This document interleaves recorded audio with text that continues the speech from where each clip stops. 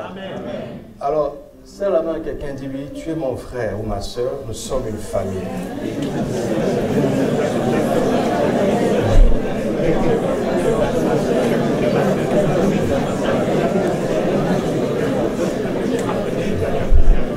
Alléluia.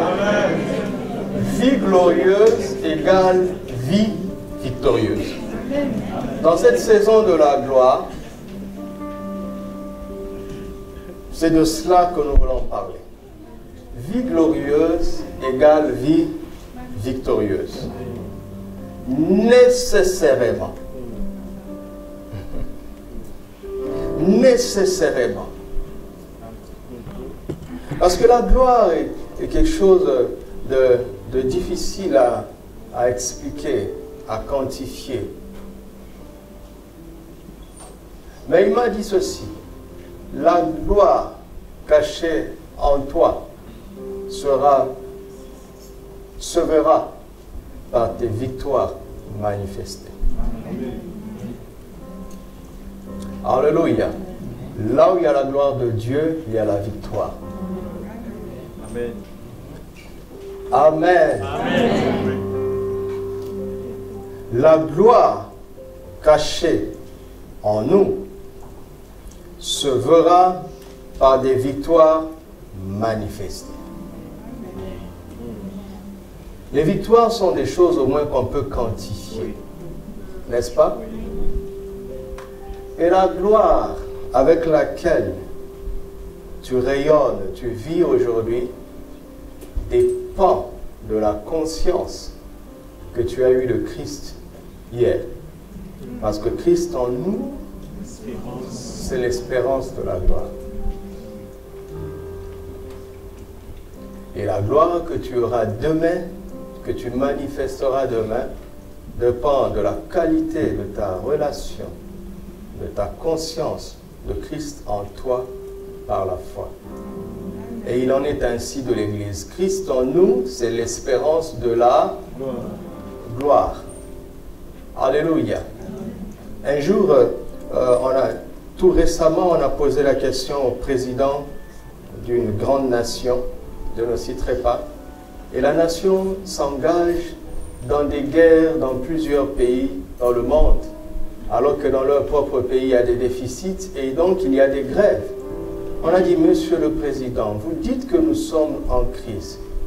Pourquoi allez-vous dépenser des millions et des milliards dans des guerres qui ne nous concernent pas? Il a dit, c'est une question du rayonnement. J'allais dire le nom du pays. Heureusement, cette fois-ci, j'étais prudent. Il dit, c'est une question du rayonnement du pays. Il dit, nous allons célébrer nos fils qui sont morts sur le champ de la bataille pour la gloire de ce pays. Ils ont fait une association directe entre la puissance qu'ils manifestent, les victoires qu'ils remportent et la gloire de cette nation.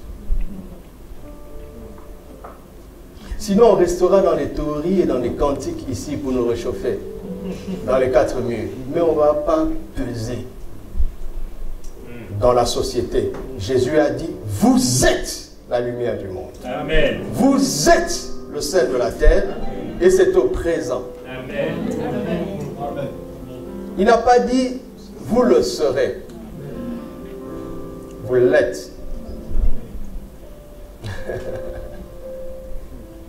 Sa gloire est en nous.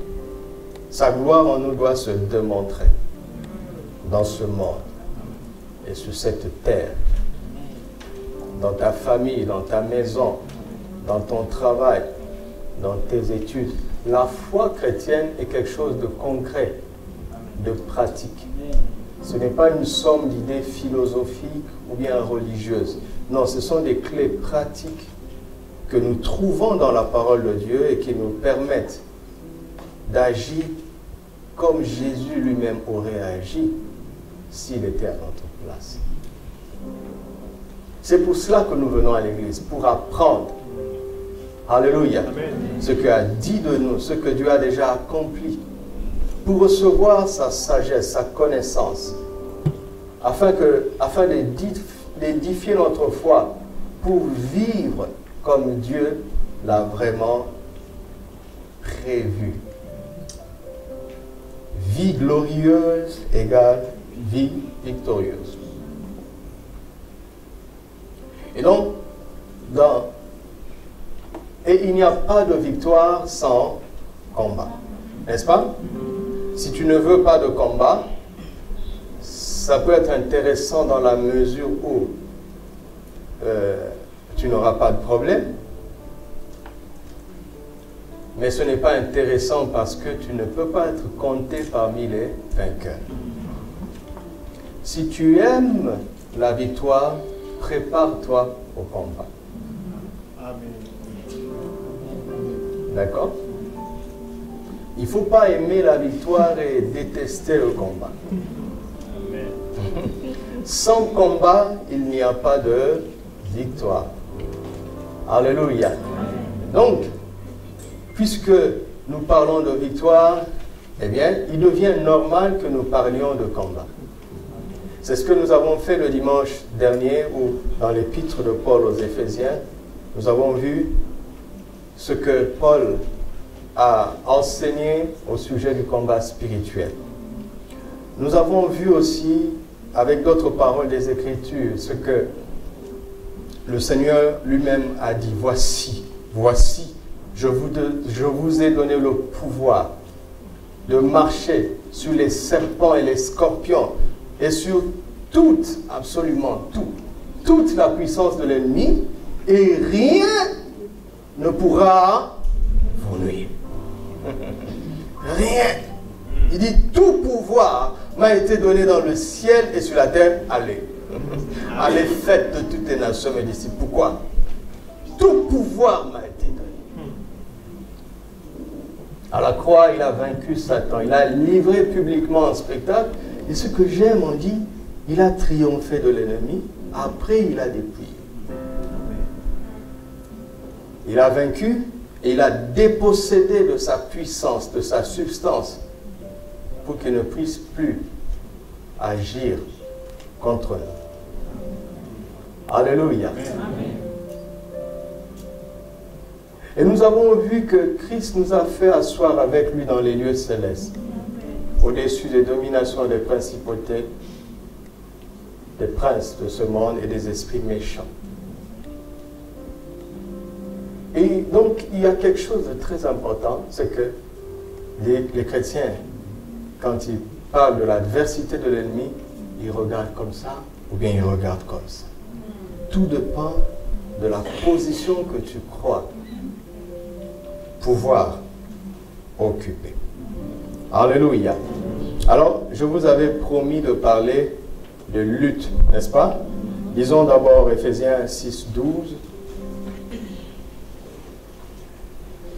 J'apprends de plus en plus à ne choisir que certaines choses à dire parce que, en réalité, chaque sujet de la parole de Dieu est inépuisable. Avant, j'avais tendance à vouloir tout dire. Et je me suis essoufflé. Je me suis rendu compte que ce n'est pas la peine. D'accord? Et vous vous rendez compte que dans Éphésiens 6, après il cite les armures, chaque armure peut être un séminaire. La ceinture de la vérité. On peut faire un séminaire rien que sur la ceinture de la vérité. Comment on va faire? Eh bien, tu as la Bible pour la méditer toi. Amen. Alléluia. Amen. Donc, je veux me concentrer aujourd'hui sur le verbe lutter qui, normalement, pour moi, me dérange un peu. Bien sûr que je crois en la parole de Dieu. Si tout ce que nous avons dit dimanche dernier est vrai, je dirais même plus, sans parler comme les... Si Christ a déjà dépouillé, si nous sommes assis avec lui au-dessus des puissances du mal, pourquoi lutter encore? Quelle est l'essence, où se trouve la place du combat spirituel pour celui qui croit en l'œuvre de la croix? Vous savez, il y a des extrêmes. Certains disent il n'y a plus de combat. Mais parfois, on se rend compte qu'il y a des phénomènes qu'on doit attribuer au diable et qui fonctionnent, parfois même contre les chrétiens, parfois contre les églises. On dit, mais ce n'est pas normal. Et d'autres, à partir de là, sont allés dans un autre extrême, disent, c'est toujours le combat. Mon frère, si tu vois un cafard, au nom de Jésus, si tu vois une souris, ce n'est pas normal. Il y a un équilibre entre les deux, parce que dans les deux extrêmes, chacun a raison. Alléluia. Vous savez qu'en règle générale, moi c'est le mariage qui m'a aidé à comprendre ça.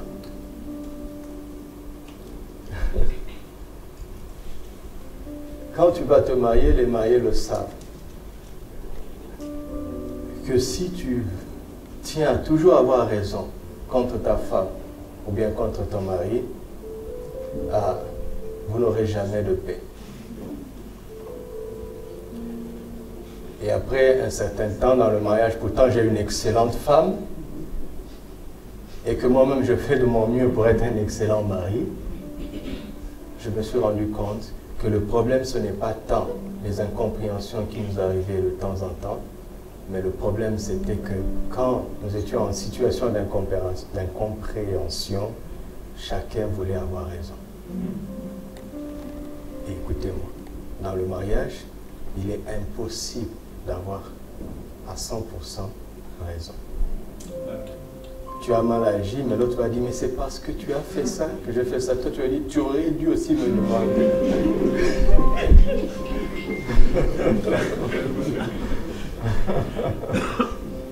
Et aujourd'hui dans l'église, il y a plusieurs tendances, plusieurs dénominations. Vous savez quoi? Chacun a raison quelque part. Chacun aussi a un peu tort. Donc nous pouvons nous enrichir si nous apprenons de ce que les autres savent mieux que nous, ou bien de ce que les autres savent que nous ne savons pas. Ceux qui sont allés à l'extrême de tout combat spirituel sont en train de nous dire, attention, le diable agit, ne le négligez pas. Mais ceux qui croient tellement à l'œuvre de la croix, parfois ont du mal à dire, mais comment il agit? Et ceux qui sont dans l'extrême, qui croient vraiment qu'il est dépouillé, ils sont aussi en train de nous dire quelque chose. Attention, Christ a tout accompli.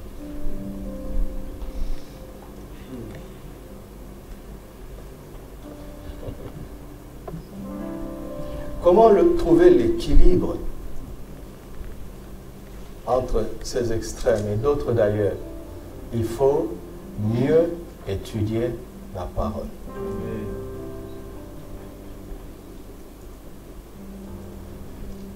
Étudier la parole avec humilité. Pas étudier pour défendre ta doctrine, pour défendre ta position, ou bien pour prouver que tu as raison. Mais étudier de manière à dire à Dieu, voici ce que je sais. Aide-moi à mieux savoir. Et je ne cherche pas à savoir pour prouver quoi que ce soit, à qui que ce soit. Je cherche à savoir pour mieux te connaître. Alléluia. Amen. Éphésiens 6, 12 donc, lisons. Éphésiens 6, 12. Car nous n'avons pas à lutter contre la chair et le sang. Mais, oui, les conjonctions, j'aime souvent le dire, font économie de mots. Normalement, on doit dire, nous n'avons pas à lutter contre la chair et le sang, mais on mène une opposition. Donc on dit, mais nous avons à lutter. Vous comprenez? Est-ce que je me trompe? Nous avons à lutter contre les dominations et ainsi de suite. Nous n'avons pas à lutter, mais nous avons à lutter. Donc, la première chose que Paul veut nous dire ceci, il dit, ne vous trompez pas d'adversaire. Amen.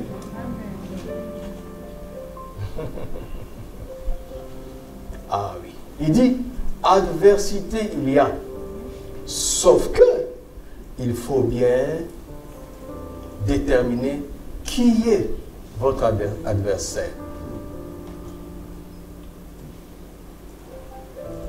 L'homme qui t'a fait du mal, l'homme qui t'a trompé, l'homme qui t'a volé, n'est pas ton adversaire. C'est un instrument entre les mains de ton adversaire. Justement, il faut se poser la question, si le diable est puissant, pourquoi ne m'attaque-t-il pas lui-même directement? Quand tu commences à mener ce genre de réflexion, tu te rapproches de la vraie explication du verbe lutter ici. Je vais poser deux questions très sensées, très très intelligentes. Qui croit que Jésus l'aime? Très bien. C'est intelligent ma question. Hein? Qui croit que le diable le déteste? Il y a des gens que le diable ne déteste pas. Tu es suspect.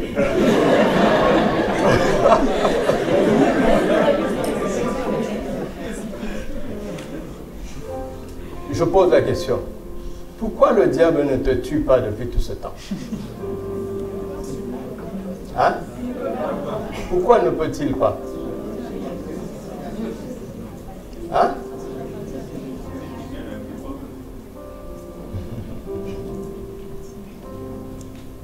Parce que le diable sait qu'il n'a aucune arme contre celui qui est en Christ. Il ne peut rien. Tu comprends? Mais il peut passer par quelqu'un qui peut t'atteindre. C'est pour cela qu'il procède par la ruse.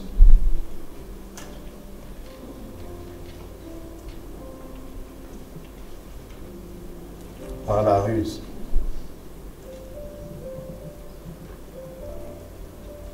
J'ai étudié tout au long de cette semaine et je me suis rendu compte que dans le Nouveau Testament, le verbe lutter ne revient qu'à 3 reprises. Il n'y a que 3 passages dans le Nouveau Testament où il est question de lutter. Premièrement, dans Ephésiens 6, 12. Lisons Romains 7, verset 23.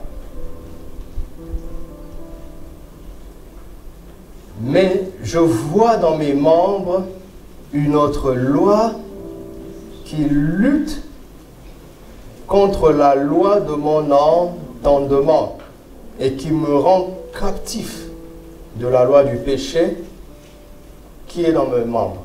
Vous avez vu? Deuxième passage où il est question d'une certaine lutte. Et puis, Acte 27, verset 15. Je reviendrai sur les contextes de ce passage, ne vous en faites pas. Acte 27, verset 15. Le navire fut entraîné sans pouvoir lutter contre le vent. Alléluia.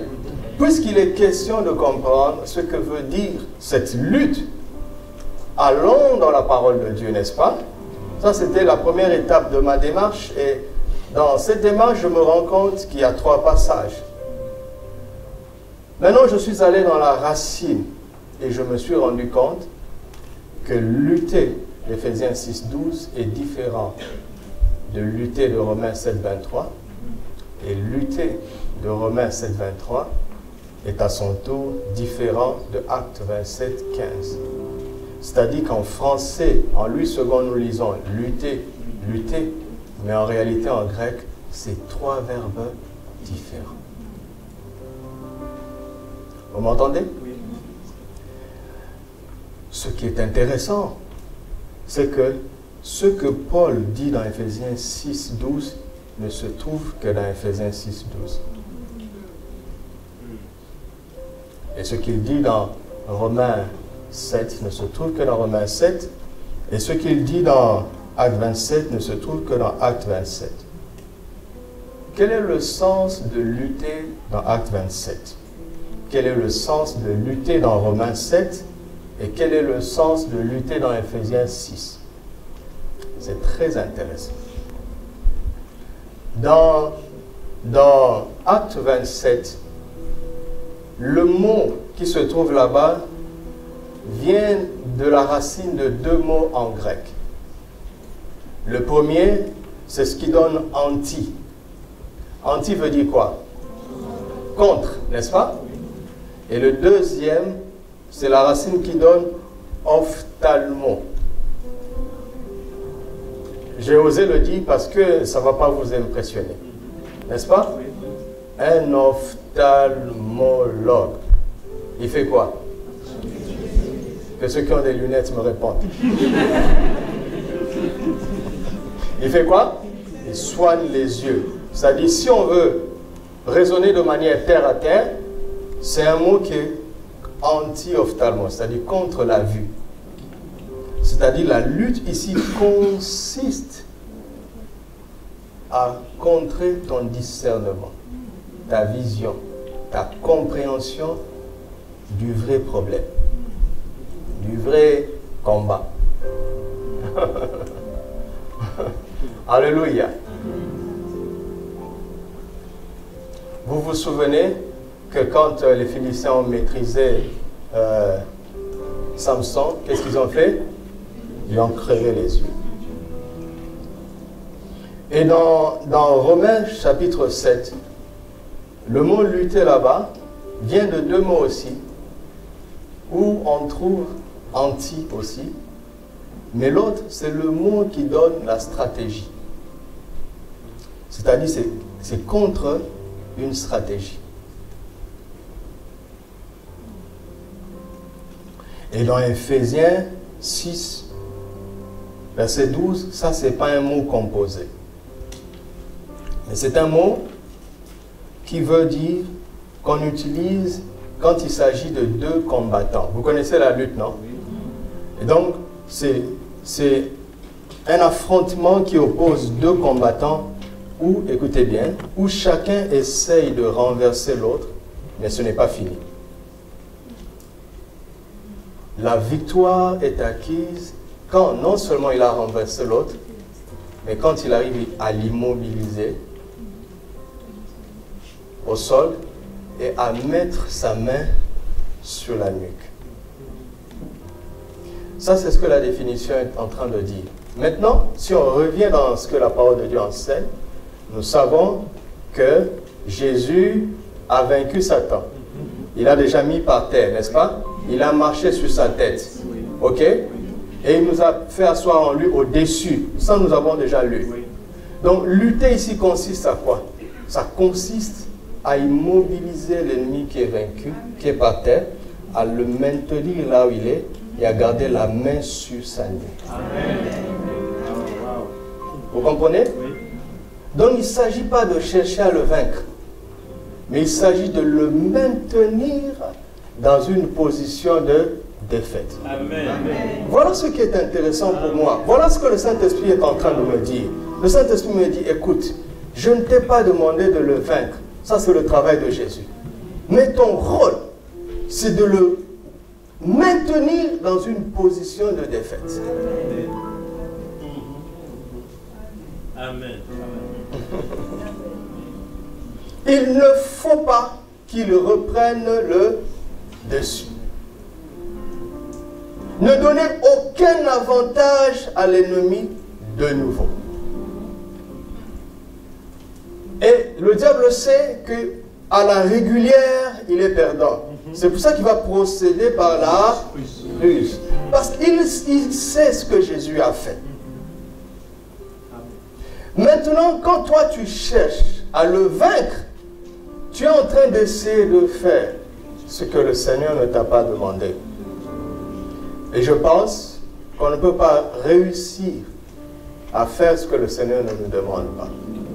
Donc la défaite dans ta vie ne voudrait pas dire que l'ennemi est devenu fort. Mais la défaite dans ta vie est le reflet de ton ignorance de ce que le Seigneur a fait, ou bien de ton refus d'accepter qu'il a vraiment fait ce qu'il dit qu'il a fait. Alléluia. C'est pour cela que vous voyez, si vous étudiez bien la Bible, vous allez voir que le Seigneur nous l'a déjà dit d'ailleurs très clairement dans Osée. mon peuple périt. Comment? Oui, ce n'est pas à cause de l'adversaire. C'est à cause de son ignorance. Et puis il continue, il dit, mais puisque tu as rejeté la connaissance, je te rejetterai. Donc, mon peuple périt aussi parce que quand je l'éclaire, il rejette la connaissance. Il ne veut pas croire ce que je dis que je fais. Et souvent, c'est difficile d'accepter certaines évidences des Écritures à cause de nos expériences. Parfois, nous sommes tous africains, et c'est peut-être tant mieux pour ce genre de sujet. Tout le monde a eu une expérience de sorcellerie quelque part, de très très près ou bien de près. Je ne peux pas dire de loin parce que je ne pense pas que quelqu'un ait eu cette expérience de loin, pas vrai? Et quand tu deviens chrétien, tu vois que ces phénomènes se reproduisent encore, tu as le choix entre croire que Christ a vaincu ou bien, vous savez, il est écrit, aide-toi, le ciel t'aidera. C'est écrit nulle part. J'ai fait face à cela. Où un sorcier m'a défié. Et je lui ai dit, je suis en Christ, ça ne marchera pas. Et pourtant, ça a marché. Ça m'a produit une crise de foi. Et je suis allé poser des questions au Seigneur. Et ça, c'est un condensé de 20 ans d'expérience que je vous livre en quelques séquences. Et le Seigneur a commencé à m'enseigner. Ça m'a pris des mois et des mois. Regardez, vous allez voir, quand le peuple d'Israël désobéissait à Dieu, l'ennemi devenait plus fort. Quand le peuple d'Israël se réconciliait, l'ennemi devenait faible. Qu'est-ce que ça veut dire? Ça veut dire que la clé, ce n'était pas dans la capacité de vaincre l'ennemi, mais dans la capacité d'avoir une bonne relation avec Dieu. Donc ça veut dire que l'ennemi n'était pas un facteur. Ce n'est pas le facteur qui compte. Non? Regardez. Dieu a envoyé Moïse délivrer son peuple en Égypte, n'est-ce pas? 9 plaies qui sont des jugements sur des divinités égyptiennes. Dieu, par Moïse, a ridiculisé les dieux égyptiens, mais wallo, Pharaon n'a pas cédé. Vous comprenez? Moïse agissait contre les divinités, mais ça n'aboutissait pas. Mais le jour où Dieu leur a dit, écoutez, sacrifiez l'agneau, et le sang, vous allez l'utiliser où? Contre l'ennemi? Pas contre l'ennemi, mais pour vous-même. Mettez le sang sur le linteau de vos portes à vous. Vous comprenez? Analysez bien le problème. Le problème, ce n'est pas ce que l'ennemi sait faire, mais le problème, c'est ce que vous ne savez pas être. Amen. Par rapport à moi, Dieu, le Tout-Puissant, ramenez le sang de l'alliance, parce que le péché met une séparation entre vous et moi. Et quand le sang était mis sur chaque maison d'Israël, alors les catastrophes les plus fatales se sont produites partout en Égypte. C'est ce qui m'arriva lorsque je compris ces choses et que je pris soin de ma communion avec le Tout-Puissant, le Seigneur Jésus-Christ. Les catastrophes sont arrivées chez la personne qui m'avait défié et qui avait semblé réussir autrefois, sans que je ne lui envoie aucune fusée spirituelle. Je m'étais tellement concentré sur le Seigneur que j'avais oublié qu'il existait. Et pourtant, il y a eu des effets secondaires de l'autre côté.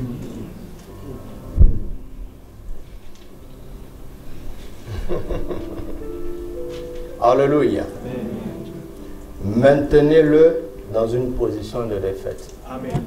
Quelle que soit la ruse qu'il veut utiliser. Justement, voilà ce qui est intéressant. Ce qui est intéressant, c'est que le programme de Dieu, dans Ephésiens 3, est que les dominations et que toutes les puissances spirituelles connaissent par l'Église quoi? Je l'ai dit dernièrement. Connaissent quoi? la sagesse infiniment variée de Dieu. C'est ça le programme de Dieu. C'est qu'à chaque action de l'ennemi, que tu aies une réponse de sagesse. De la sagesse de Dieu. Pourquoi? Parce que l'ennemi combat les enfants de Dieu, pas par la puissance, mais par la ruse. La ruse, c'est une sagesse négative. D'accord? Tu comprends? La puissance ne marche pas contre la ruse. C'est plutôt la sagesse. Si tu as une arme à feu très puissante, le nom de Jésus est comme une arme redoutable. Le sang de Jésus est une arme redoutable. La foi, la vérité, la justice, le zèle que donne l'évangile de paix, la prière par l'esprit, ce sont des armes redoutables. Mais si tu ne vises pas la bonne cible, ça ne sert à rien. Pas vrai? Et donc, l'ennemi va attaquer les chrétiens de manière à ce qu'ils ne comprennent pas où se trouve le vrai problème, où est le vrai ennemi, où est le vrai adversaire. De telle sorte que nous répondons par la puissance sans atteindre le but. Mais la sagesse nous donne du discernement. Alléluia. Pour lutter contre les ruses du diable, il faut la sagesse de Dieu.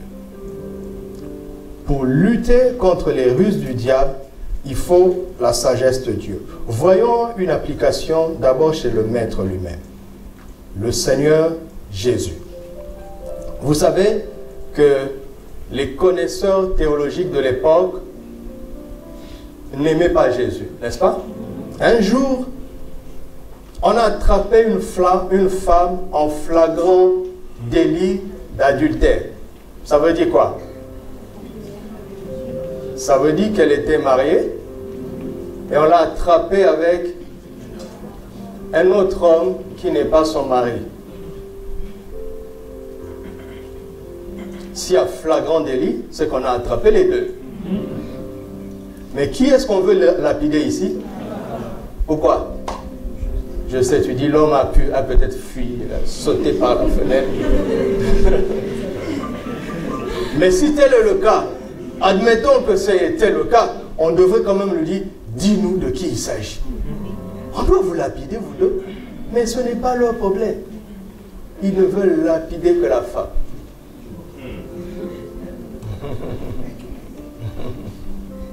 Maintenant, dans leur méchanceté, ils veulent faire croire au Seigneur que eux, ils sont animés de l'intention d'appliquer la loi, qui est la parole de Dieu. Il vient dire à Jésus, Moïse a dit, mais toi, que dis-tu? Non, si Moïse a dit, il n'y a rien d'autre à dire, parce que ce que Moïse a dit, c'est la parole de Dieu. Normalement, ils ne devraient même pas s'occuper de Jésus, parce qu'ils sont en train d'appliquer, soi-disant, la parole de Dieu. Mais ce qu'ils ne savent pas, c'est que Jésus, c'est celui qui avait dit à Moïse ce que Moïse avait dit. Et il dit qu'il est la vérité. Quand la vérité est là, les gens ont du mal à faire ce qu'ils pensent. Quand bien même ils utiliseraient la parole. Il faut l'autorisation de l'auteur. L'autorisation de l'auteur. Mais le sujet, c'est que leur intention, c'était de pousser Jésus à dire quelque chose de manière à ce qu'il récupère leur frère pour dire. Vous voyez, il a contredit le livre de Deutéronome. Est-ce que ça, c'est un serviteur de Dieu? Achouma.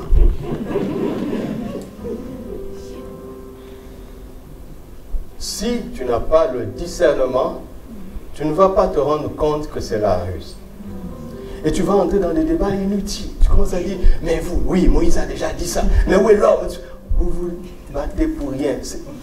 Ils ne sont même pas préoccupés d'accomplir la loi. Leur intention, c'est de trouver un motif d'accusation contre toi. Alléluia. Amen. Jésus aurait pu leur dire, vous êtes hypocrites et consorts. Il leur dit que celui qui n'a jamais péché jette le premier la pierre. Ils ne l'ont pas fait.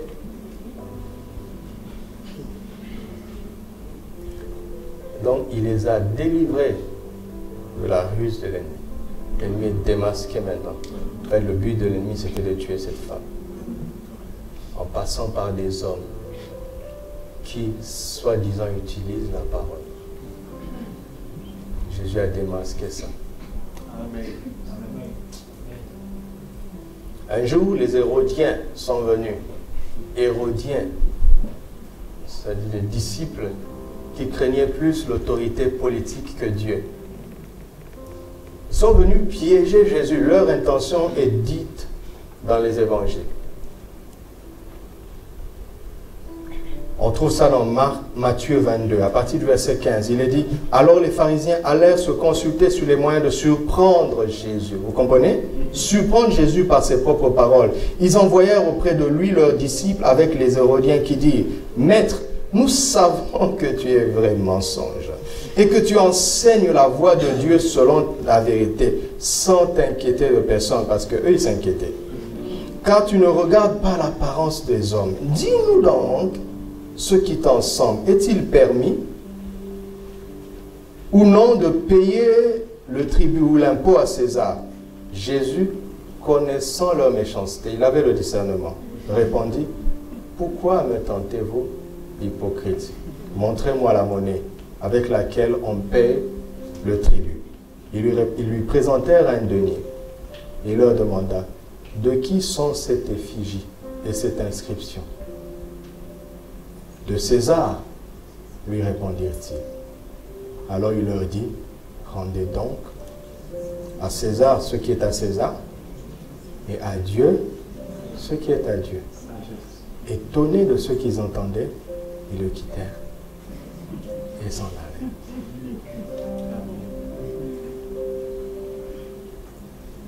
Si Jésus dit, payez l'impôt, toute la population n'était pas d'accord. Parce que les Romains dominaient sur eux. Jésus va perdre la population. S'il dit, ne paie pas l'impôt, Jésus va gagner toute la population, mais ils vont aller dire à César, vous voyez, c'est un révolutionnaire politique. Finalement, Jésus a dit quoi?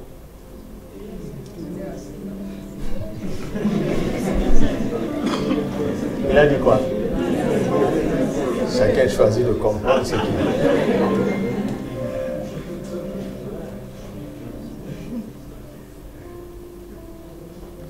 Vous voyez la ruse? Le diable ne pouvait pas vaincre Jésus, mais il passait par les hommes, parce qu'il voulait mettre un terme à son ministère. Et un jour, Satan est entré dans Judas. Jésus le savait. Ils étaient à table. Il lui a donné une coupe, il lui a dit, ce que tu as fait, fais-le. Cette fois-là, Jésus n'a pas contré la ruse. Pourquoi? Parce que le diable ne savait pas que c'était la pire erreur de sa vie. Quand Jésus a rendu l'âme, il est descendu dans le séjour des morts. Il lui a dit, rends-moi les clés. Satan dit, mais où est Judas? Pourquoi tu l'as tué?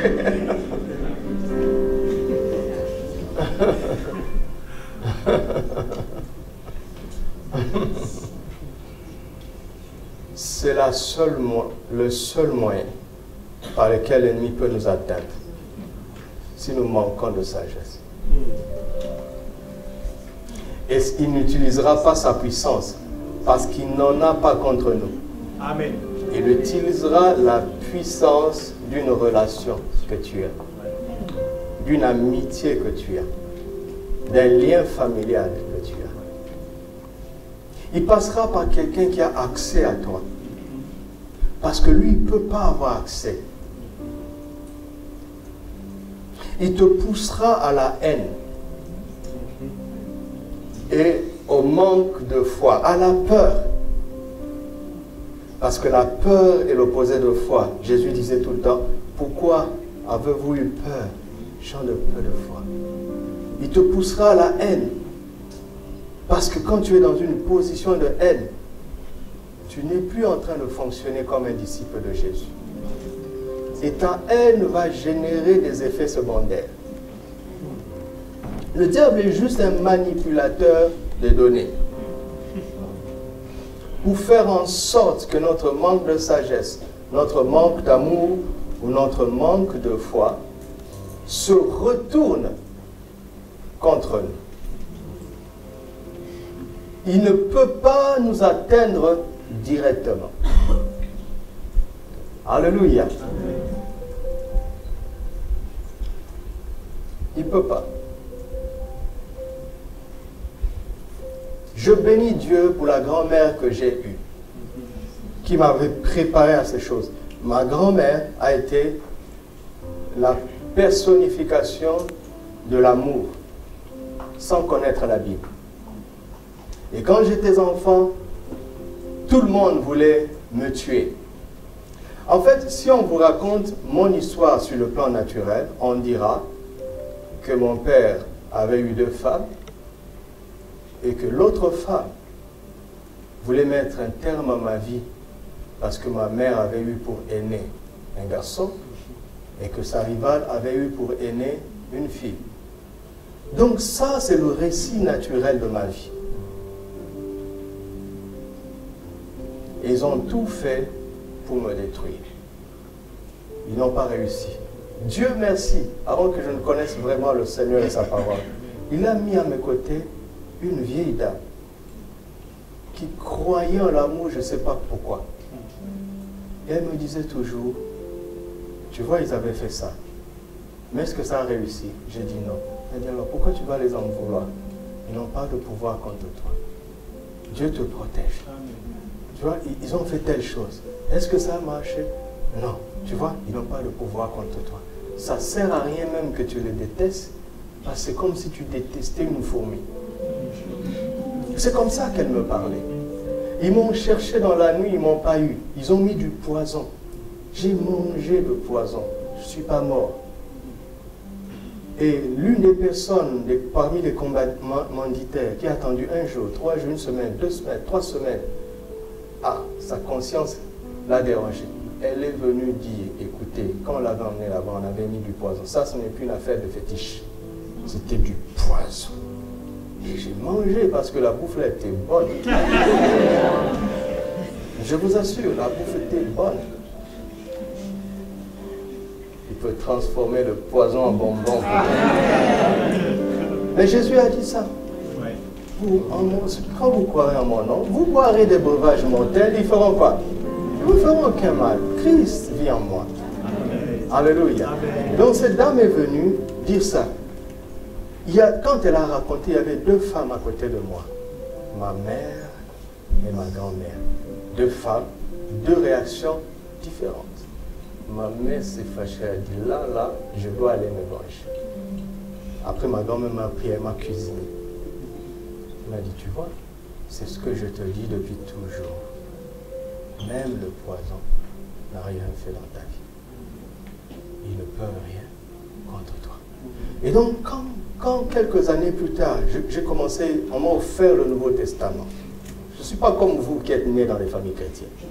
On m'a offert le Nouveau Testament. Quand je lisais, Jésus dit, aimez vos ennemis, ça avait du sens pour moi. Amen. Priez pour ceux qui vous maudissent. Bénissez ceux qui vous maudissent. Priez pour ceux qui vous persécutent. Ça avait du sens pour moi parce que je disais, mais ces gens-là ont besoin d'aide. Pourquoi vouloir mettre un terme à la vie d'un petit enfant innocent? Ils font du mal et en plus gratuitement parce que ça ne marche pas. Pourquoi je veux détester quelqu'un qui ne peut rien contre moi? Répondez. Pourquoi je veux maudire quelqu'un qui me maudit alors que sa malédiction est sans cause? Pourquoi je veux me fâcher contre une fourmi qui me pique, mais alors que ça n'a aucune conséquence? Au contraire, je sais qu'il court un danger. Mais après, quand tu réfléchis, quelqu'un de normal, de vouloir empoisonner un enfant de 5 ans, il doit avoir été trompé quelque part. C'est une victime. Il a besoin d'aide. Amen. Il a besoin d'aide. C'est ce que Joseph fait envers ses frères. Il dit, vous aviez planifié de me faire du mal, mais Dieu l'a retourné en bien. Pourquoi je vais vous détester? Quand Judas est venu, Jésus l'a embrassé, il a dit, mon ami, tu m'aides à accomplir la mission de ma vie. Ta méchanceté sert à m'aider à accomplir la mission de ma vie. Donc, quand je rassemble tous ces éléments, quand la Bible dit toutes choses concourent au bien de ceux qui aiment Dieu, je comprends. Amen. Vous comprenez? Oui. Donc, il ne suffit pas de dire Amen. Non, ça a du sens pour moi. Non, pour toi? Ça a un sens. Ça a un sens. Personne ne peut mettre un terme à ma vie. Parce que celui qui est en moi est plus grand que celui qui est dans ce monde. Mais si ce jour-là, celui qui est en moi, il choisit de ne pas convertir le poison en vitamine, ça veut dire qu'il est temps de partir. Amen. Non? Comment est-ce que le pire peut arriver à un enfant de Dieu? Le pire, c'est quoi? Expliquez-moi, c'est quoi?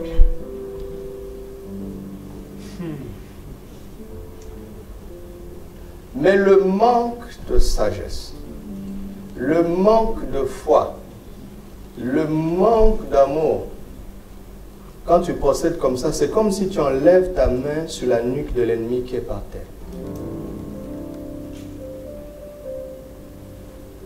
C'est comme si tu détaches un chien enragé qui était enchaîné. Tu le détaches toi-même. Après, tu veux vouloir combattre.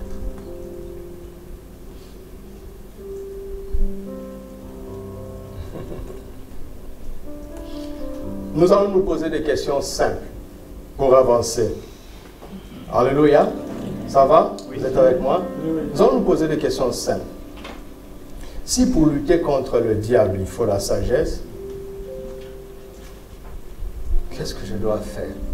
La première chose que tu dois savoir, c'est que Christ a été fait sagesse à ta place, ainsi qu'à la mienne. 1 Corinthiens 1, 30. De la même manière que Christ est devenu justice à notre place, ça nous l'acceptons beaucoup, parce qu'il a pardonné nos péchés, n'est-ce pas? Il a pris notre place de pécheur. Il est devenu péché pour que nous devenions en lui justice de Dieu. 2 Corinthiens 5, 21. Christ a pris aussi notre place d'insensé pour que nous devenions en lui sagesse de Dieu. Amen. La sagesse est un don qui vient dans notre esprit par la grâce. Exactement comme la sainteté nous est donnée comme un cadeau, exactement comme la justice nous est donnée comme un cadeau. Amen. C'est un cadeau. Amen. Alléluia. Est-ce que vous croyez ça? C'est un cadeau. C'est pour ça que quand tu crois, quand tu reçois l'évangile, tu changes ta façon de voir les choses. Ton comportement change. Tes raisonnements changent. Pourquoi? Tu n'es pas d'abord dans une école pour apprendre ça. Mais le dépôt de la vie de Dieu en toi te rend sage. Amen. Mais Dieu nous aide. Si tu as du mal à croire à 1 Corinthiens 1,30, si tu as encore du mal à te le réaliser, c'est possible. Va dans Jacques 1. Jacques, lui, nous dit, si quelqu'un qui manque de sagesse, qu'il la demande à Dieu. Alléluia. Ça c'est peut-être un peu plus facile.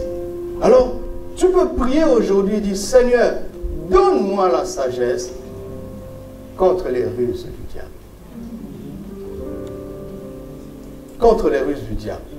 Je fais tout le temps ça. Je vais prendre un exemple banal. Je ne parle pas de quelqu'un ici. Vous voyez, ça m'est arrivé il y a plusieurs années. Un frère que j'aimais beaucoup est venu dans mon bureau pleurer. Je lui dis, qu'est-ce qui se passe? Il dit, pasteur, j'ai péché. Je lui dis, quel péché tu as commis? Non, je suis allé avec une fille. Je lui dis, tu es honnête, c'est très bien. Il pleurait vraiment. Il était déçu de lui-même. Nous avons prié ensemble, il s'est repenti. Et quand il sortait de ma porte, le Saint-Esprit m'a dit, pose-lui une question. Qu'est-ce qu'il a compris? Je lui ai dit, reviens, assis-toi. Qu'est-ce que tu as compris? Il m'a dit, j'ai compris que ce que j'ai fait est mal, mais j'ai compris aussi la grâce de Dieu, parce qu'il se disait que ça, là, Dieu ne peut pas pardonner. Je lui ai dit, c'est tout? Il m'a dit, je lui ai dit, tu tomberas encore. Parce que pour lui, le péché, c'était quand il a commis l'acte. Non. Il avait péché quand il avait négligé les mesures de sagesse. L'acte est juste le diplôme de son école de sottise. Amen. Et je ose le dire. Je veux le dire plus tard. Donc, c'est pour ça que tu vois quelqu'un, il confesse, il revient. Il confesse, il revient. Il ne fait pas la bonne confession. Il n'a pas compris où se trouve son péché. Et tant le diable s'arrangera pour qu'il ne comprenne pas la cause. Nous avons eu aussi un autre frère. Lui, il est vraiment... Il a reçu le Seigneur de manière authentique. J'étais pasteur assistant à Rabat. Mais c'était un fumeur invétéré. Je ne lui ai pas dit arrête de fumer. Je ne lui ai pas dit ça. Il a reçu la vue de Dieu en lui. Il a compris qu'il doit arrêter. Alors que dans son histoire, il avait tout essayé. Vous savez, les patchs, les choses. Il avait tout essayé, ça avait échoué. Et là, il est venu de manière symbolique. Il avait un carton. Il a toujours un paquet dans sa poche. Il a déchiré. Il dit, pour le Seigneur, je ne prendrai plus. Et c'était facile parce qu'il est bouillant. Quant au culte, il est « Ah, alléluia !» Quand je regarde, je dis « Il n'a pas fumé. » Quand au culte, il est comme ça. « Oh Seigneur, ta grâce, je dis « Ah, il a fumé. » C'était comme ça. Des hauts et de bas. Je l'aimais beaucoup. Je me sentais un peu responsable de l'aider. C'est comme ça que ça se passait. Alors, je priais pour lui, je cherchais des solutions. Il n'avait que des hauts et des bas, des hauts et des bas. Mais un jour, il a tenu pendant 6 mois. Ah, il était tout en feu à l'église. Et puis le dimanche d'après, aïe, aïe, aïe, Seigneur, ta grâce. À la fin du culte, il me dit, pasteur, j'ai encore succombé. Et puis j'ai senti en moi une question. Qu'est-ce qui s'est passé? Il a dit, pasteur, il y a eu une incompréhension de ma femme. Elle m'a manqué de respect parce que dans son ancienne vie, il battait sa femme. Maintenant, il était vraiment en Christ, il ne le faisait plus. Il dit, la femme lui a tellement mal parlé que le réflexe du vieil homme, il a levé sa main et puis il est sorti de la maison, il a fui. Et il dit, alors j'ai acheté une cigarette. Je lui ai dit, voilà, ton péché, ce n'est pas la cigarette, c'est la nervosité. Amen. Alors on a commencé à travailler sur ça. Il est libre. Amen. Et le diable s'arrangera pour que tu te trompes de cible. Pour que tu te trompes d'adversaire. Alléluia. Amen. Alors, une question que j'aimerais que tu apprennes à te poser de manière vraiment habituelle, c'est comment est-ce que je regarde l'ennemi? Aussi simple que cette question puisse paraître, elle est puissante. J'y ai déjà répondu le dimanche dernier. Est-ce que je le regarde d'en bas ou bien d'en haut? Ça fait toute la différence. Amen. Alléluia. Amen. Si tu sais qui tu es, il y a des choses qu'on ne peut pas te demander de faire. Ta position va déterminer ta condition.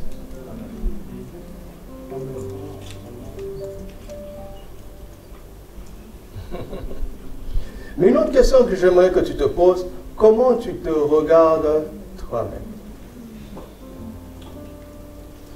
Parce que souvent,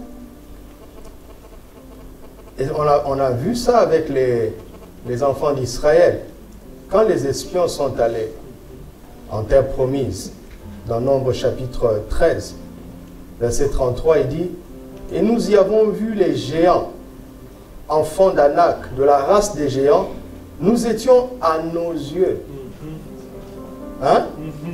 Et au leur comme des sauterelles. » Tu comprends? Oui. Nous étions à nos yeux et au leur comme des sauterelles. À nos yeux d'abord. Je vous ai déjà dit ça. De toute façon, on ne prêchera que la Bible. Le jour où on sera fatigué de dire ce qui est écrit, on est en danger. En tout cas, moi, je répéterai les mêmes choses. Tant que c'est écrit, mon ami, tu dois y travailler. Comment tu te regardes? C'est très important. Parce que les instruments de l'ennemi ne peuvent avoir du pouvoir sur toi que dans la mesure où, à tes propres yeux, tu penses que tu es une sauterelle. Et quand ils te regardent à l'orbite de ton œil, ils voient ce que tu vois de toi-même. Ils vont te traiter comme tu te traites toi-même. Ne demande pas à quelqu'un de te respecter si tu ne te respectes pas. Ne demande pas à quelqu'un de t'aimer si tu ne t'aimes pas. Ne demande pas à quelqu'un de t'honorer si tu ne t'honores pas. Pierre nous a dit que notre adversaire est comme un lion rugissant, n'est-ce pas? Il rôde. Comment tu te regardes toi-même? Je me regarde comme un fils de Dieu. Je me regarde comme le temple du Saint-Esprit. Je me regarde comme un serviteur de Dieu. Je me regarde comme un instrument de Dieu. Et les instruments du diable le sentent. Alors il n'ose pas. Il dit non, celui-là, il sait qui il est.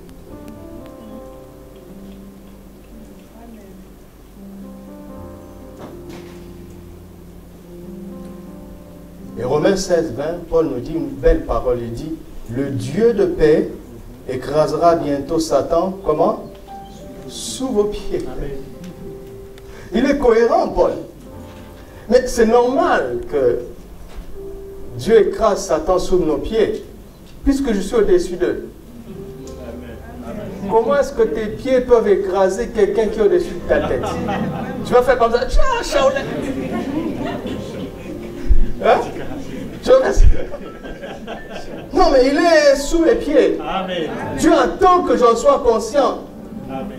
Afin qu'il écrase, mais avec ma plante de pied. Amen. Il dit, je vous ai donné le pouvoir de marcher Amen.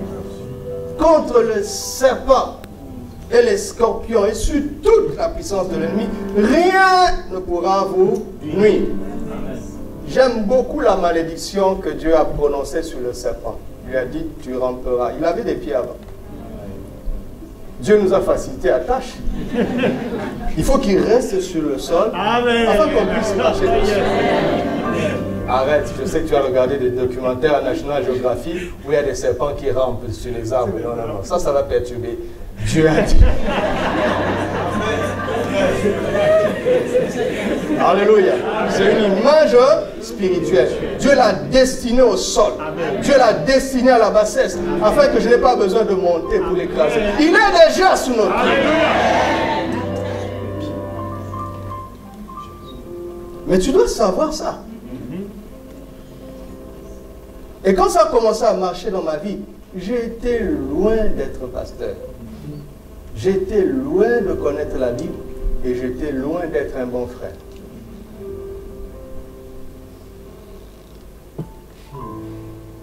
Et les gens commençaient à venir confesser.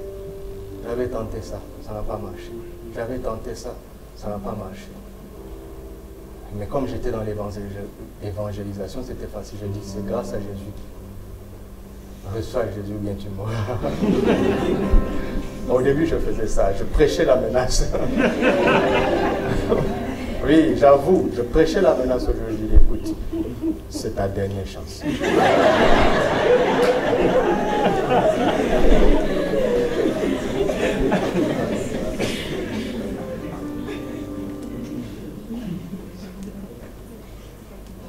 Je suis rentré à Kinshasa.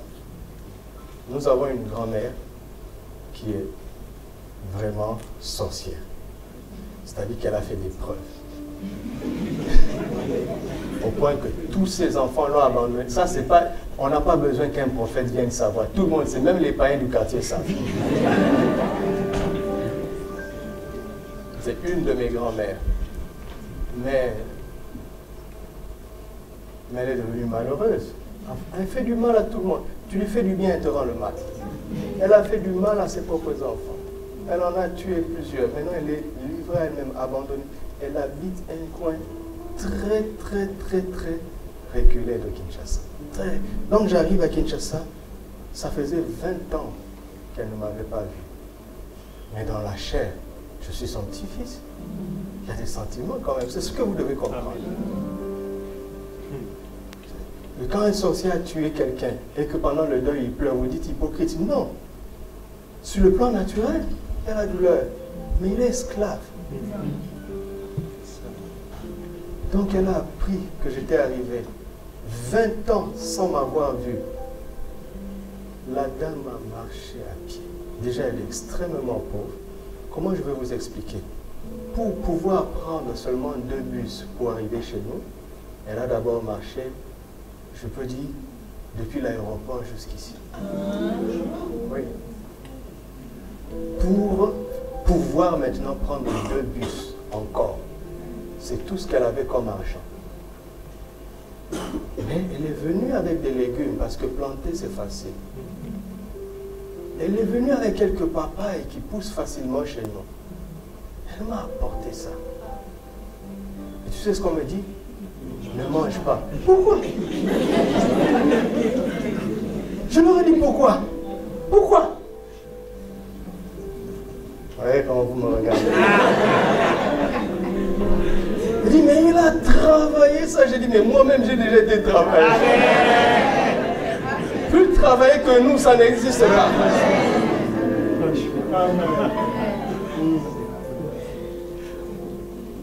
On a coupé la papaye, j'ai mangé.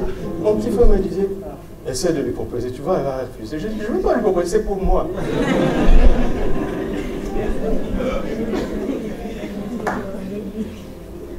Et vraiment, elle me disait comment elle était heureuse de me voir. Mais c'est évident, avec la distance qu'elle a faite. C'est évident. Ils m'ont dit non, elle est motivée pour venir t'atteindre. Mais c'est trop tard. Ils m'auraient atteint depuis longtemps. C'est trop tard. Alors je lui ai posé la question. As-tu des nouvelles de ton fils aîné? Elle dit, mais il ne m'appelle jamais. Je dis, pourquoi il ne t'appelle? Je lui ai dit, sais-tu que je suis un pasteur? Elle dit, oui, je sais. Sais-tu que je sers Jésus? Je lui ai parlé du Seigneur. Et avant de partir, je suis allé dans la chambre pour prendre de l'argent. Elle n'a pas d'argent. On m'a dit, ne donne pas. Il va travailler cet argent.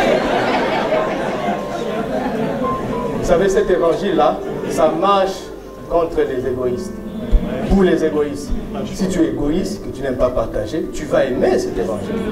Si tu es rancunier, tu vas aimer cet évangile-là. Je lui ai dit, comment elle va travailler? Ah, vraiment. Je lui ai donné de l'argent. Elle m'a dit, tu oses me donner de l'argent? Elle sait. Je lui ai dit, bien sûr, mais je viens te parler de Jésus. Je l'ai accompagné à l'arrêt du bus. Je lui ai dit, grand-mère, ne continue pas comme ça. Je ne l'ai pas accusé. Je lui ai dit, grand-mère, ne continue pas comme ça. Vous savez ce qu'elle m'a dit? Tu es le tout premier pasteur qui m'a montré de l'affection. Parce que ces enfants l'ont abandonné. Pourquoi? À cause des révélations des églises. À cause des prophètes qui ont détecté qu'elle était sorcière alors que c'était évident depuis longtemps. Mais il ne faut pas en cause parfois comme ça. J'ai beaucoup de choses théologiquement à dire. Non, mais il faut parfois qu'on soit pratique comme ça. Écoute, écoute. Si j'ai un parent, ce n'est pas le cas pour moi. Gloire à Dieu. Si j'ai un parent qui veut me tuer, d'accord? C'est-à-dire que je suis sous la menace de ne pas vivre longtemps. Parce que mon parent est sorcier. D'accord? Comment je fais? Quand je vois Éphésiens 6.1, Éphésiens 6.1 me promet la longévité. Éphésiens 6.1 me dit, honore ton père et ta mère. C'est le premier commandement avec une promesse, afin que tu vives longtemps. Maintenant, j'ai le choix. Vous comprenez? J'ai le choix entre utiliser l'arme de la parole ou bien vivre dans la peur et me défendre moi-même. Si j'honore, on n'a pas dit honore ton père et ta mère qui est chrétien. Honore ton père et ta mère, point barre. Et Dieu dit, si tu oses faire ça, tu vivras longtemps. Donc, si je pense que la parole de Dieu est plus crédible, je veux le faire. J'honore mon père et ma mère. Maintenant, si ce parent veut me tuer, ça ne marchera pas parce que Dieu m'a promis une longue vie. Amen. Parce que j'honore. Amen. Amen. Vous comprenez? Oui. Donc, le jour de ton anniversaire, invite tes meilleurs amis, invite tes parents, et puis lève-toi, dis-leur, je suis heureux d'être né de ces deux parents. Et tu leur fais le meilleur cadeau de ta vie. Amen. Tu gardes le silence, tu t'en vas. Ils vont pleurer en recevant le cadeau. Les gens vont penser qu'ils sont émus. Non, ce n'est pas d'émotion. Ils se sentent accusés dans leur conscience. Ce sont des petites choses comme ça.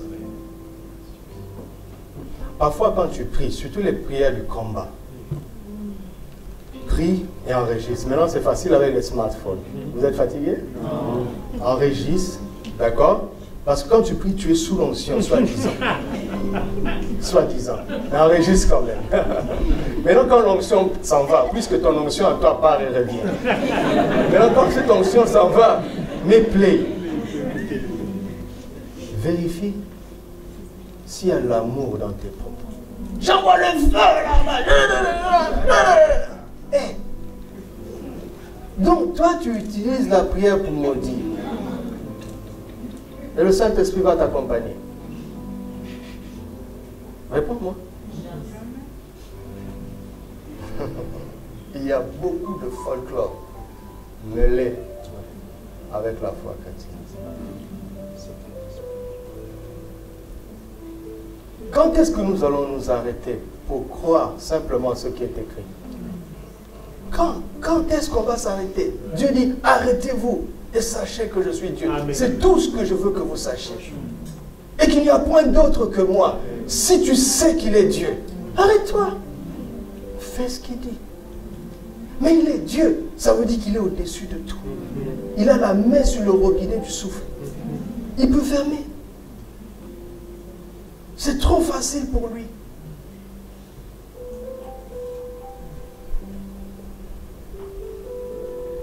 Alléluia. Amen. Comment te regardes-tu? Je me regarde comme un invincible. Rien venant de l'ennemi ne pourra me nuire. Rien. C'est dans ma conscience. C'est dans ma mentalité. Je marche avec ça tous les jours. Je vis avec ça tous les jours. Amen.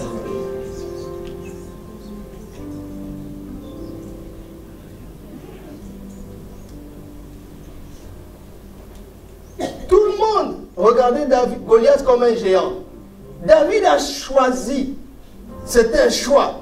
Je préfère utiliser ce mot pour interpeller quelqu'un. David a choisi de le regarder comme un incirconcis. Parce que Goliath était les deux. Il avait les deux identités. Il était à la fois un géant redoutable, mais un incirconcis quand même. tout le monde a choisi de regarder le géant, David a choisi de regarder l'incirconcis. Et je veux parler comme à la manière des hommes. Incirconcis, ce n'est pas apparent. Géant, c'est apparent. Et la ruse va te présenter une image qui est facile à voir. Mais la sagesse va aller dans les profondeurs. Elle va creuser. Elle va te montrer ce que le diable ne veut pas que tu puisses voir. Regardez Acte 27. Quand il dit que leur navire était lutté contre le vent, mais ils sont allés à la dérive. Pourquoi? Quel est le verbe? C'est contre l'ophtalmo. C'est-à-dire l'effet du vent contre le navire. La lutte, c'était où tu combats quelqu'un qui t'empêche de voir. Mais avant le vent, Paul avait vu ce qu'on ne voit pas dans les yeux. Un ange du Seigneur lui était apparu. Elle avait déjà prévenu. Amen. Il y a une vision de Dieu qui est au-dessus.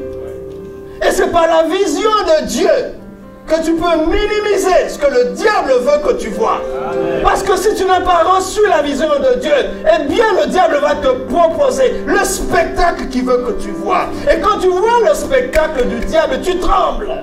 Mais si tu avais déjà vu ce que Dieu avait choisi de te montrer, amen, tu ne trembleras pas là où tout le monde tremble. Alléluia. Tu ne trembleras pas. Amen. C'est pour ça que Paul prie, dit, illumine les yeux de leur cœur. Nous ne marchons pas seulement par la vue. On ne marche pas que par la vue. Fais fonctionner ta foi. Pour voir ce que Dieu veut que tu vois. Comme Dieu veut que tu vois. Et quand tu as la vision de Dieu, tu relativises les Goliaths que le diable emmène sur le terrain. Tu relativises. Parce que là où tout le monde voit un Goliath, toi tu vois un incirconcis. Amen. Un Goliath, oui, mais incirconcis quand même. Non? Non? Ah oui. Ah oui. Vous voulez que je vous raconte une autre histoire? Oui. Vous le voulez? Oui.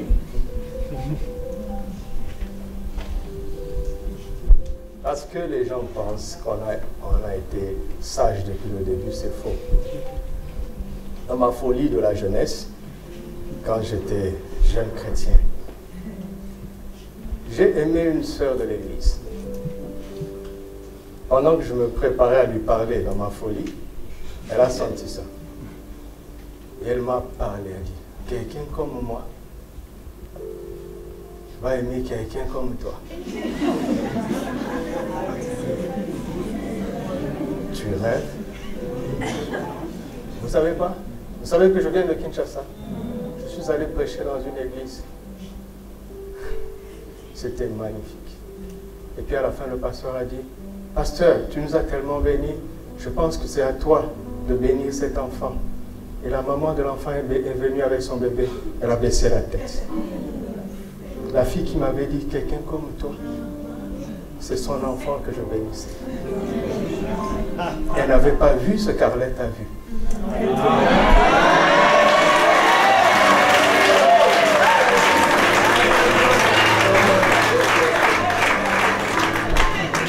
Quand j'ai parlé avec Arlette, si tu me regardais avec les deux yeux, tu ne pouvais pas dire oui.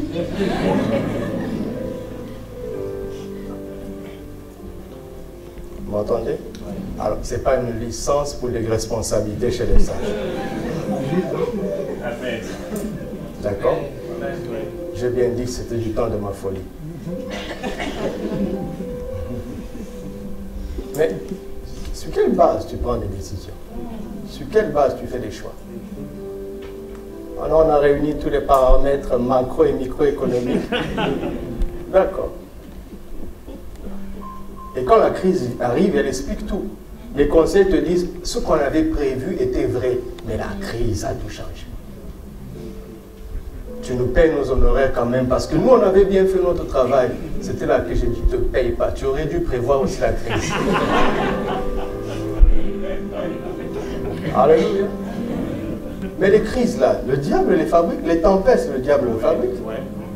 Jésus traverse, il dit à ses disciples, allons à l'autre bord. La tempête agite la barque, comme la tempête a agité le navire où était Paul. Où est le lien? Qu'est-ce que l'ange a dit à Paul? Tu iras jusqu'à Rome et tu parleras aux autorités. La tempête était là pourquoi? Pour que Paul n'atteigne pas sa mission.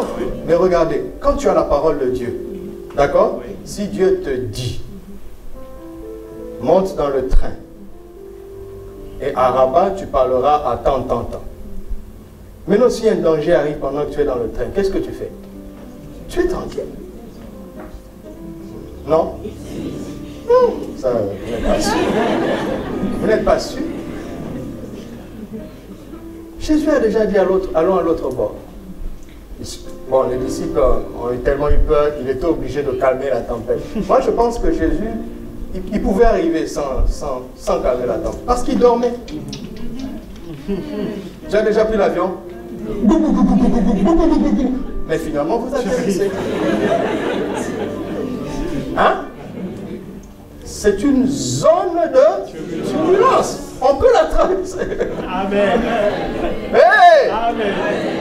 Mais pour les faibles, ils calment la tempête. Mais quand ils arrivent là-bas, qu'est-ce qui se passe? Il y avait un homme habité par la Légion. Le but de la tempête, c'était quoi? C'était d'empêcher à Jésus d'arriver là-bas. C'était ça le but. C'était ça le but. Et nous, on va s'arrêter là. Au nom de Jésus, au nom de Jésus. On calme la tempête. Une fois que la tempête se calme, on dit, bon, frère, vous savez, il faut être un peu sage, hein? On reviendra prochainement. Tu as utilisé la foi pour passer à côté du but. Tout ça parce que tu n'avais pas une parole de départ. Alléluia. Amen. Est-ce que j'ai le temps pour poser une autre question? Allons-y, essayons. La deuxième question que je te propose est celle-ci. Quel est l'intérêt de cette guerre? Parce que derrière chaque guerre, il y a un intérêt. Laissez-moi vous poser une question. Quelle est la toute première guerre relatée dans la Bible? Genèse chapitre 14. Ouvrons nos Bibles.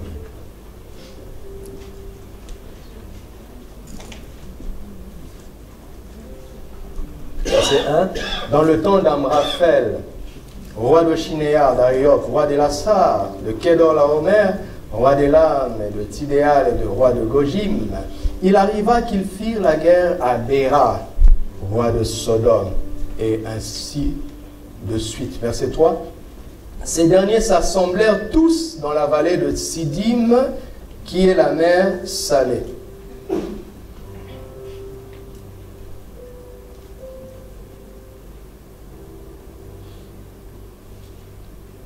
Et ainsi de suite.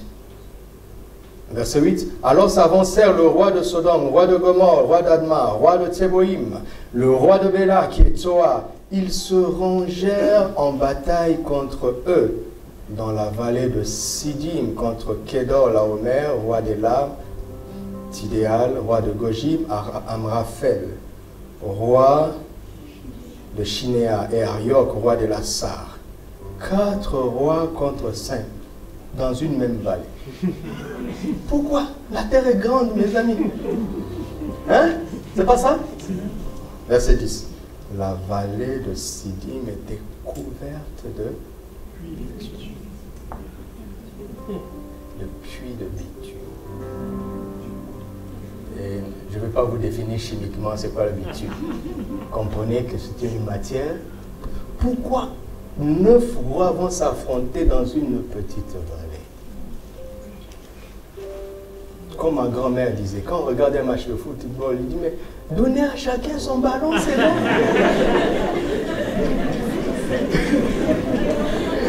Surtout quand on voit des ballons dans les tribunes. Il dit, mais alors, donnez, pourquoi ils se disputent?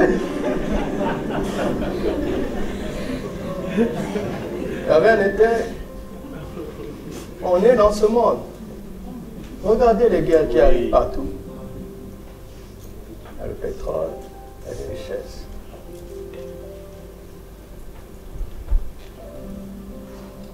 Derrière chaque guerre, il y a un intérêt.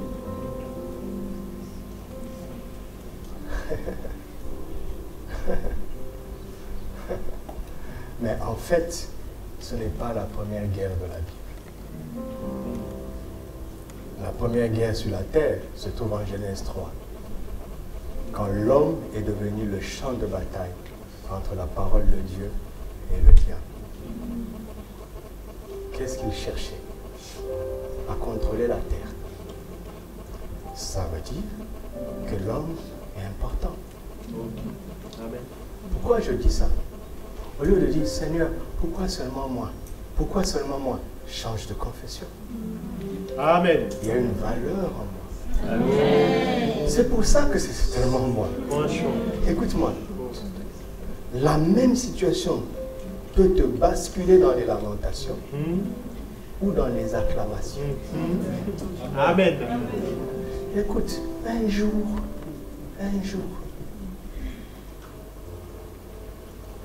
un roi pharaon en Égypte a décidé de tuer tous les garçons.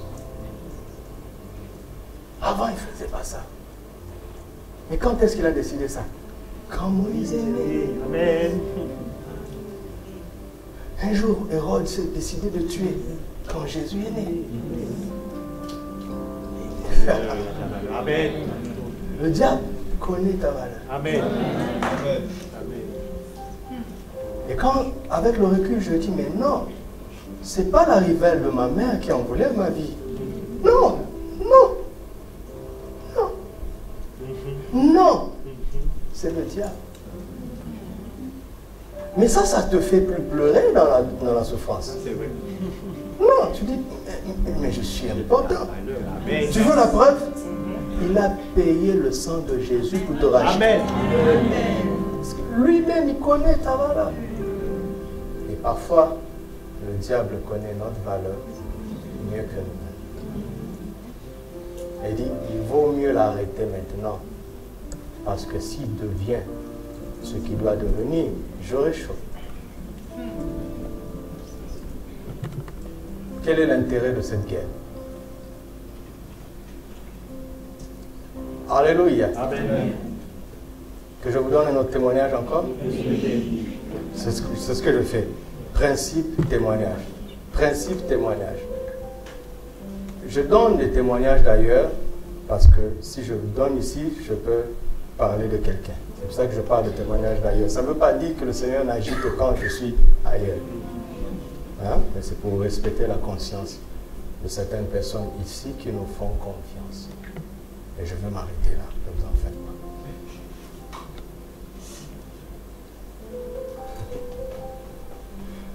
Mon père, par la grâce de Dieu, a une grande parcelle. Et comme il est à la retraite, il a construit des petites maisons qu'il met en location. Et c'est un homme généreux à la base. Il a un grand cœur comme ça.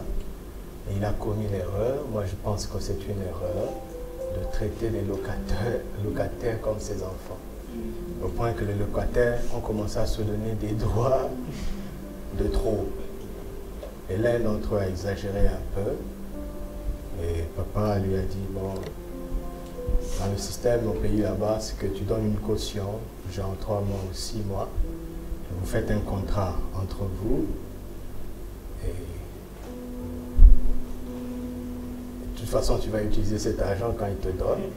Et puis vous vous dites, tu lui dis, par exemple, s'il avait donné une caution de 3 mois, tu lui dis, bon, à partir de maintenant, je ne perçois pas le loyer, mais 3 mois plus tard, tu pars. Et comme ce jeune homme a commencé un peu à exagérer, papa lui a dit, à partir de maintenant, je ne perçois pas le loyer. 3 mois plus tard, tu pars. Sauf que c'est illégal. Dans la loi foncière de mon pays, la caution, ça se rend. Et puis un contrat doit être légalisé à la commune. Eux, ils n'avaient pas fait ça. Soudain, le jeune homme devient savant sur le plan légal. Il dit à mon père, qu'il appelait papa autrefois, il dit, monsieur, la loi dit que. Et en plus, monsieur, tu es dans l'illégalité, parce que le contrat que tu m'as fait n'est pas légalisé. Alors que ça faisait 3 ans qu'il vit là-bas. Papa lui dit, mais si je suis dans l'illégalité, ça fait 3 ans. Pourquoi avant les 3 ans, ça ne te posait pas un problème? Et donc ils se sont embrouillés. Ils se sont bien embrouillés. Moi je suis arrivé, on ne m'a pas dit ça. Parce qu'on m'a accueilli, il ne fallait pas parler des problèmes. Je suis à l'église. Nous sommes allés à l'église de mes parents. Je suis allé, c'était un mercredi. Pendant l'adoration, l'Esprit m'ouvre les yeux. Et puis je vois un cadeau qu'on donne à mon père. Et puis l'Esprit me dit, ne lui permets pas de l'ouvrir. Bon, on va voir si ça vient vraiment du Saint-Esprit. C'est ce que je me suis dit. On rentre à la fin de la réunion, on va dans la voiture, on arrive. Papa entre pour se changer. Et voilà une de mes soeurs qui vient avec une enveloppe. Non, un huissier de justice est venu. Voici un courrier pour mon père. Je l'ai arraché tout de suite. J'ai compris que c'était ça.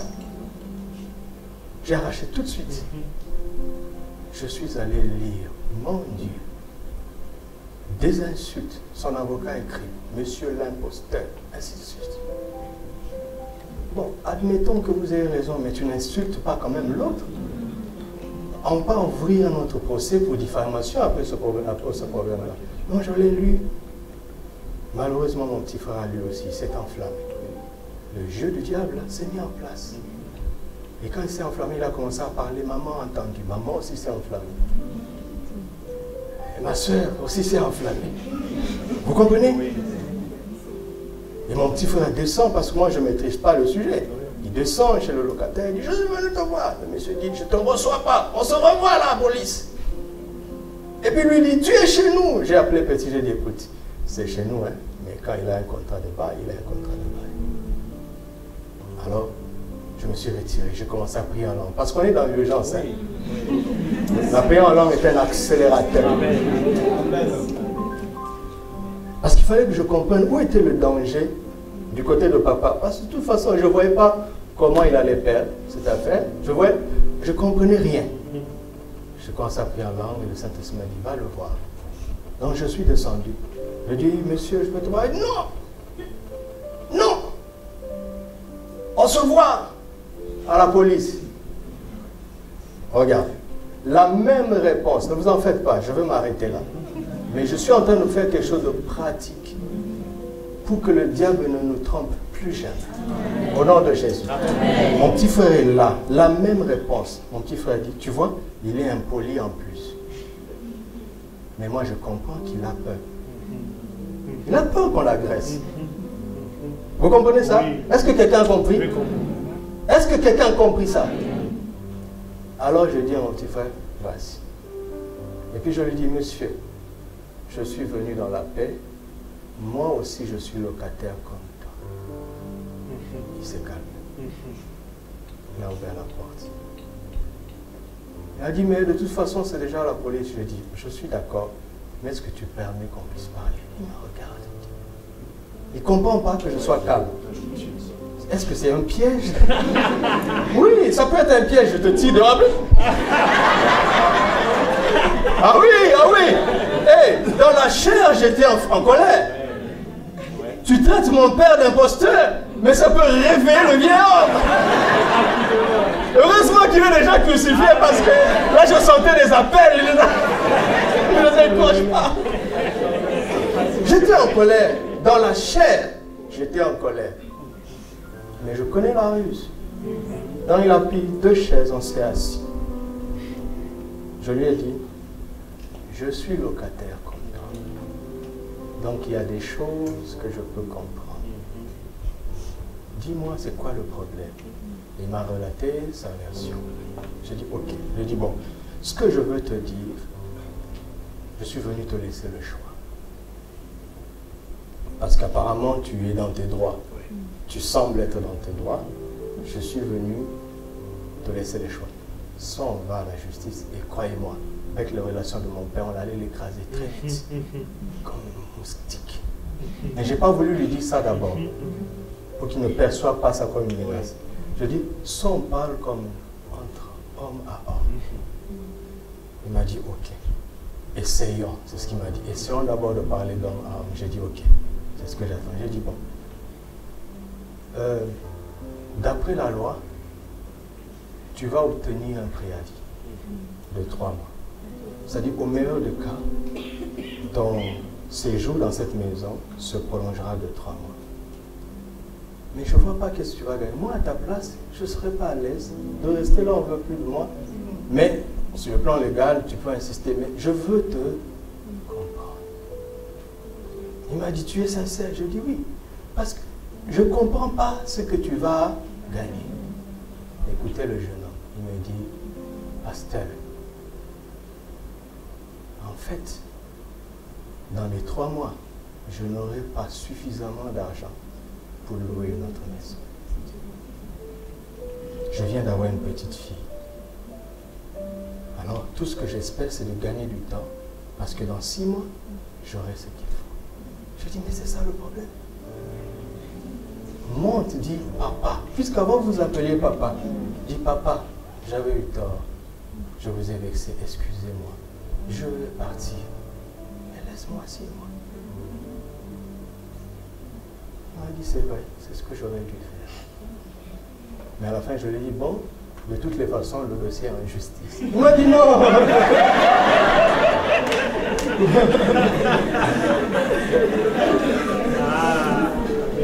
Après, je lui pose la question, je lui dis, vous êtes fatigué? Non. Après, je lui pose la question, est-ce que tu as lu cette lettre? Il a dit, je l'ai signée, mais je ne l'ai pas lu. Je dis, mais c'est toi le juriste intellectuel qui débite des lois. Ici, tu signes un document sans le lire. Il dit, je fais confiance à mon avocat. J'ai dit, maintenant, est-ce qu'on peut lire ensemble? Il m'a dit, ok. Parce qu'il me disait, non, mais t'en fais pas, je maîtrise le contenu. Je dis, ok, est-ce qu'on peut lire ensemble? J'ai souligné, imposteur, et des insultes que je ne peux pas oser. Je dis, c'est toi qui as dit ça? Il dit, non, c'est mon avocat. Je dis, non, ce n'est pas la signature de l'avocat.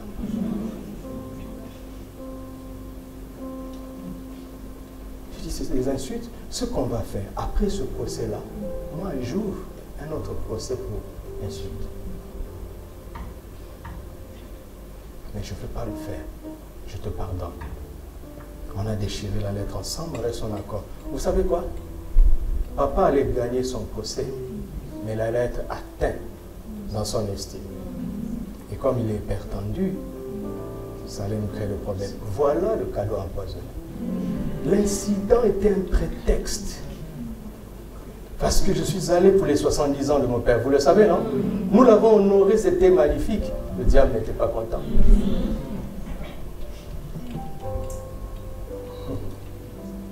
C'est un prétexte. Et le jeune homme là, c'est un témoin de Jéhovah. Vous savez comment ils sont les témoins de Jéhovah? Il me dit, tu es le premier pasteur que je reconnais. Je ne lui ai pas parlé de Jésus, mais je l'ai délivré de l'influence du diable. Et croyez-moi, il est préparé pour le salut. Amen. Vous avez entendu? Le feu ne va rien changer dans ce genre de choses. Ça va ressusciter le diable d'ailleurs. Garde ta main sur la nuque de l'ennemi. Amen. Immobilise-les par terre. Lutte avec la sagesse. Lutte avec la foi. Lutte avec l'amour. Amen. Alléluia. Amen. Alléluia.